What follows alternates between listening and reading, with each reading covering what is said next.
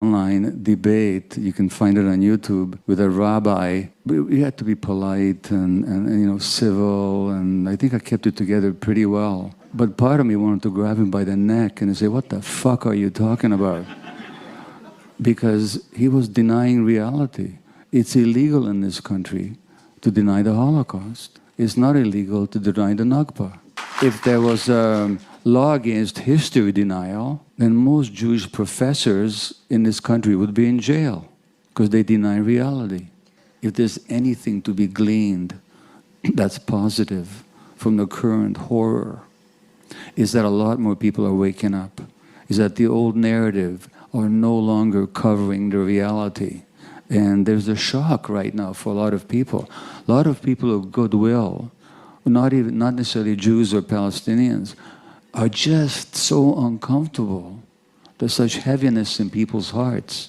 And the narrative that they've been fed, not just from the Jewish community or the official Jewish community, but also by the media, by the governments. The same media that brought us the Vietnam War and lied about it for years.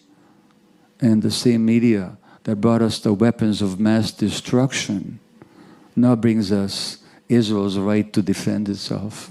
The utter inability of most people for 1 second to put themselves into the mindset of Palestinians. This rabbi I was talking to yesterday, he said, how come after 3 generations they're still talking about refugees? Unbelievable.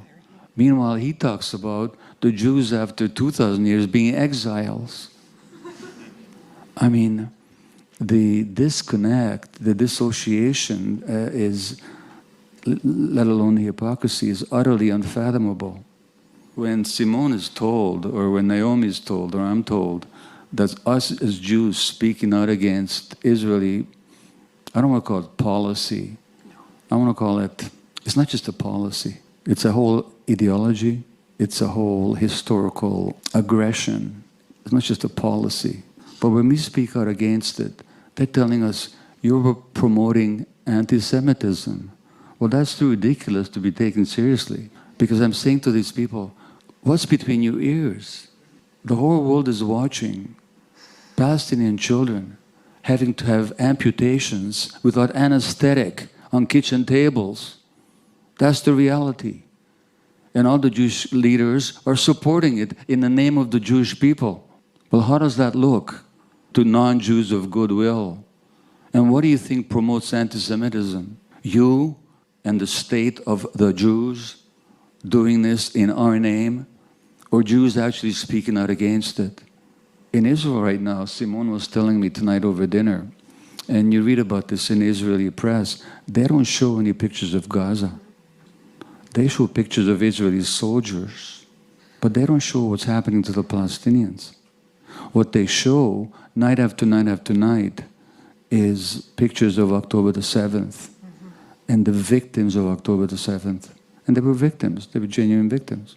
It's like trauma pornography is what it is. And keep talking about Jewish trauma, the Holocaust and all that Jews have suffered, but we've never healed that trauma. We've sublimated it.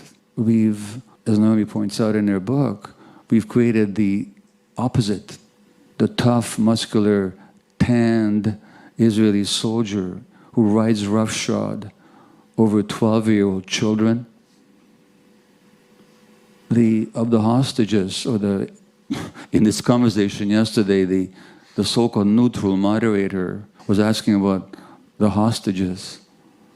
Well, what about the thousands of Palestinian hostages tortured in Israeli jails? I was there last year.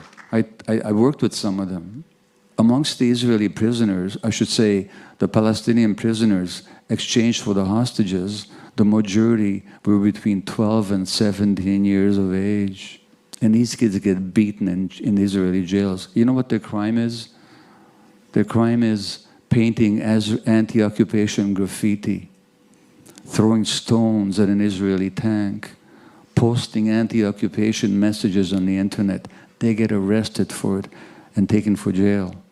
We keep wallowing in our trauma in order not to have to recognize the trauma that we've inflicted on another people, and we continue to.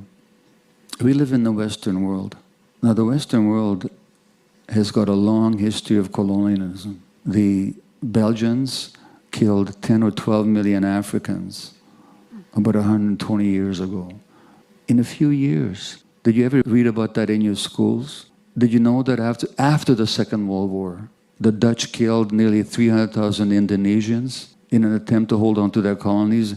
Anybody ever teach you that? Anybody ever teach you that in the 1990s? Raise your hand if you've heard about this, and this is probably a progressive audience. But have you heard that in the 1990s, 100,000 Guatemalan indigenous people were massacred by the army that was trained by the Israeli army? Raise your hand if you knew about that. Even in this audience, it's a minority. These are the things we never talk about. If you went to school in Canada, raise your hand if anybody ever told you when you were in school that here in this province, in the 1960s, an indigenous child, if they spoke their native tongue, they could have a pin stuck in their tongue. Raise your hand if they told you that in school. In school, did they tell you that? Very few. So we live in a world where the attitude and the denial of the colonialist is dominant. And so naturally, Israel's colonization of Palestine is just taken for granted. It's not a crime, it's just the way it needs to be. The reason the media and the politicians protect Israel so much, because it fits in so well with this privileged, colonialist, globalist mindset. So we're not just up against the official Jewish leadership, the Jewish trauma vortex that a lot of people are still totally caught in.